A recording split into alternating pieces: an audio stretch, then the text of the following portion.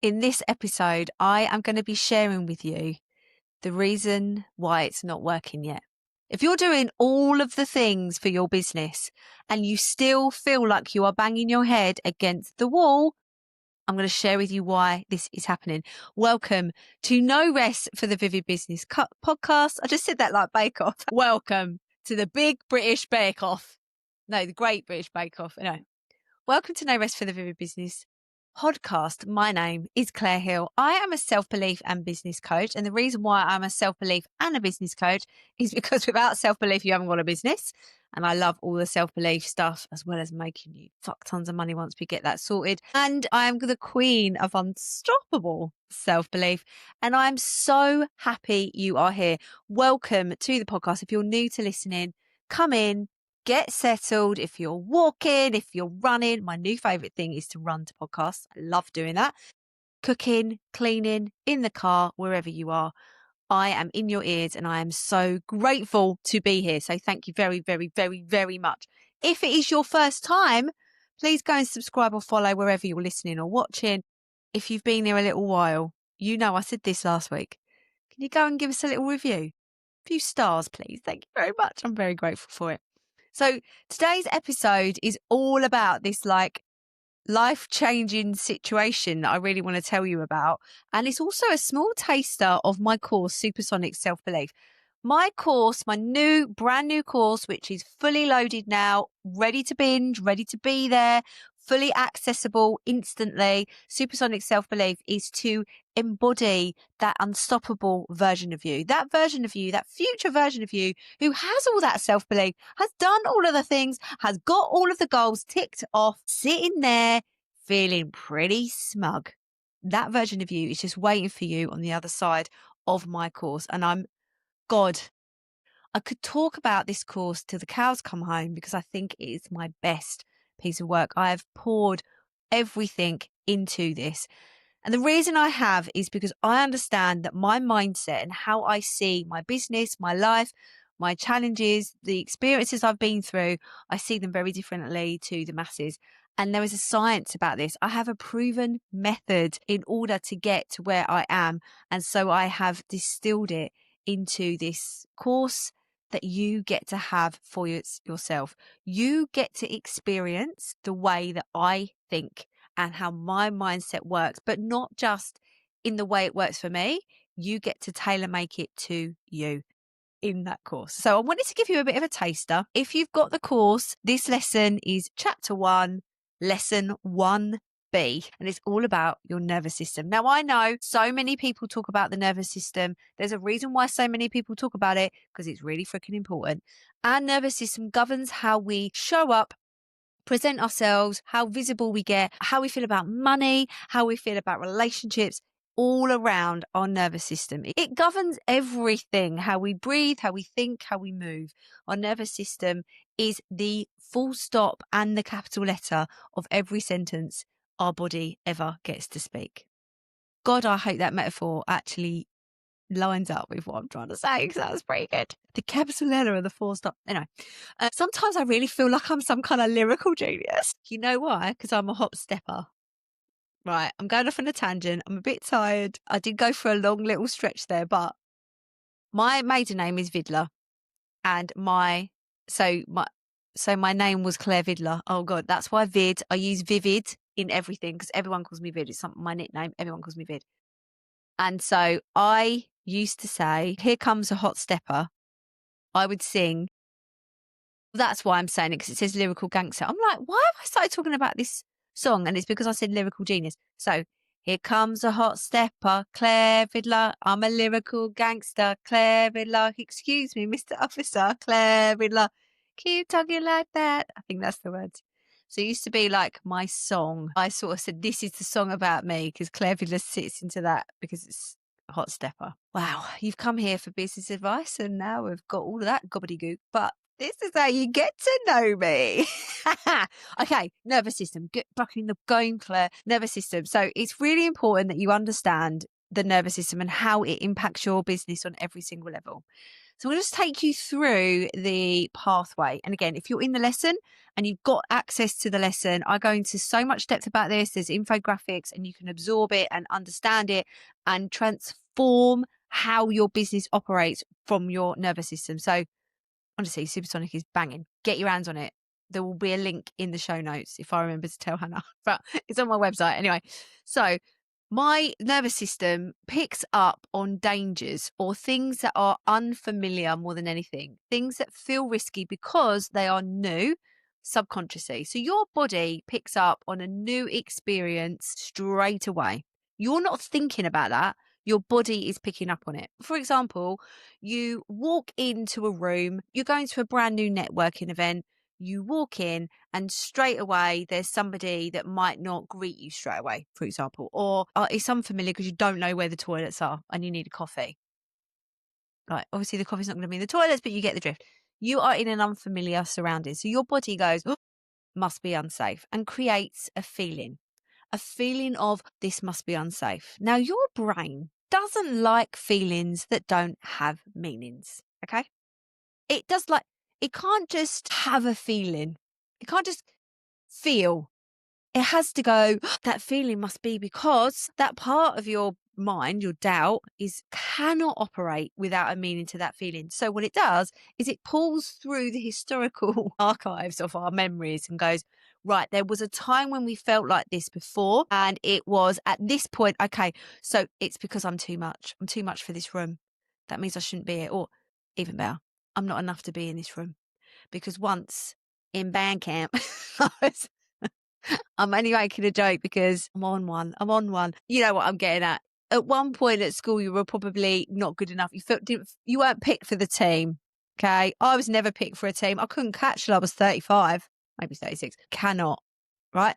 I'm not sporty. I was going to say that, like I can do a twerk, but I can't even do that. But anyway, I can run now. Did my 5K, didn't I? So it's going back to a situation where you weren't deemed good enough to get into something. So your brain says, there's a meaning for that feeling. We aren't good enough. And so then we start telling stories to reaffirm, using cognitive bias, reaffirm that meaning that we've just put onto that feeling. We go, of course we're not good enough because this is a brand new room and I'm new to business and I'm failing and, I haven't done that CEO stuff and I'm not consistent and I'm not making as much money as I want to yet. Therefore, I'm not good enough to be in this room.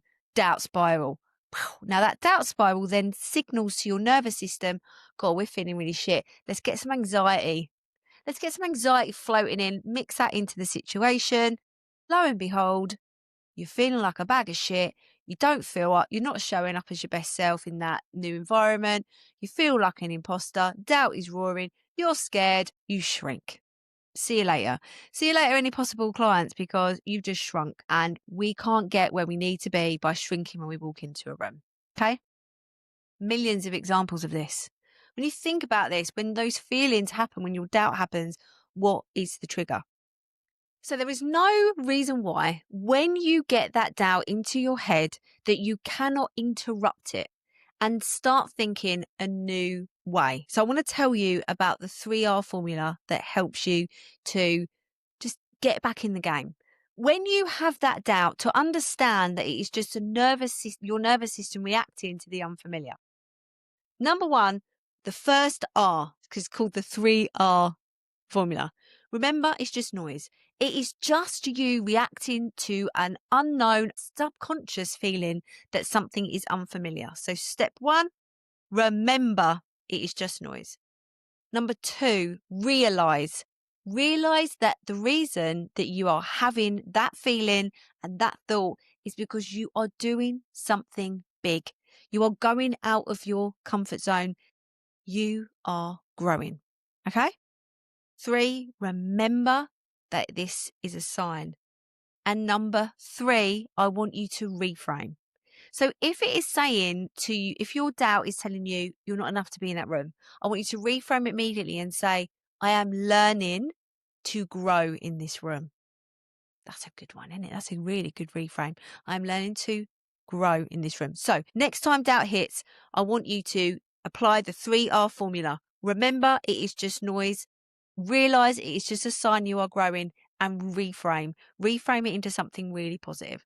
So we can interrupt it. As soon as you have got this awareness that you can get in like ahead of your nervous system, straight away those doubts aren't going to start spiraling. Now, last week I shared about the looks thing that I was really struggling with my doubt. My doubt will go through different things. It's got a pattern, and I'm sure yours is exactly the same. So sometimes I'm worrying about the business, or I'm not enough, or am I even supposed to be doing what I'm supposed to be doing? And I mean, I am in the finalists for National Business Coach of the Year, so we're okay for that one. Thank you very much. But like, I just want to say as well, this award, like, I really want to win it. I'm not going to be embarrassed to say that because I really want to win it. I feel so excited about it, but that I never thought I would be up for an award like this because I don't have a traditional coaching qualification.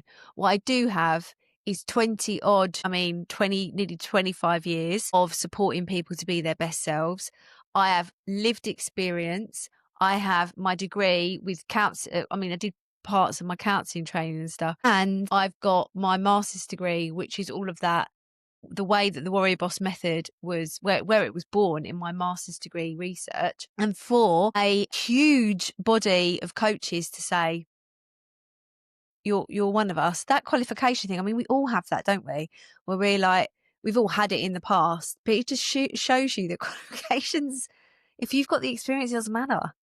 Like you hone your art, babe, and it'll work out. So yeah, that's exciting. I don't really want it. So but that's the reason why I had all of this doubt. Like, it's like, I'm up for this award, and like, I'm growing, and the business is growing, and I'm starting a new project, and I've got this beautiful office, and I bought a new car, and I've got like what does that mean for me? And I'm just like, Supersonic is almost finished. It means I've got to really write the books. I'm writing a book, and I'm doing it. Hopefully by the time this podcast episode's gone out, I actually have. But being able to go, right, I feel like something's off. My nervous system is dysregulated. Why is that? There must be a trigger. Oh, okay, I'm doing something. My body has sensed there's something unfamiliar going on here. I need to remember that the doubt that's coming back to me is just noise. It's just trying to associate a meaning to that feeling. It doesn't make sense. But yeah, I just need to remember it's showing up because I'm growing. I'm going out of my comfort zone. I can, reframe. I get to reframe and say, no, I'm not going to listen to you, you wanker. Remember that I've got unstoppable self-belief. And yeah, I might feel uncomfortable right now, but I'm in it. I'm deciding that this is the way for me. Thank you very much. So, Supersonic, we don't just talk about the nervous system and all of this. I go into depth about where the triggers are for you, how that shows up for you, and how, like, where that goes, what the solution to all of that is. Because it's all right being aware of all your doubt, but what are you going to do about it? I teach you how to get to the depth and the bottom of the root cause of why those doubts are coming up. And this is the reason why things aren't working for you. Because when you keep pushing yourself out of your comfort zone and you are not understanding your doubt is showing up because of XYZ or whatever reason, you are always going to stay where you are. There is always going to be part of you that says, I can't do that. It's too unfamiliar. Even if you say different, reason why you are showing up, you're doing all of the work and it doesn't feel like it's working, you're still banging your head against the wall, is because it's so unfamiliar for you to have that capacity. So, for example, you've just hit a beautiful, massive cash month because it's so unfamiliar, your nervous system's dysregulated, and so you will create the stories about why that isn't yours, and it might be subconscious. Your nervous system is reacting to things it is picking up on a subconscious level.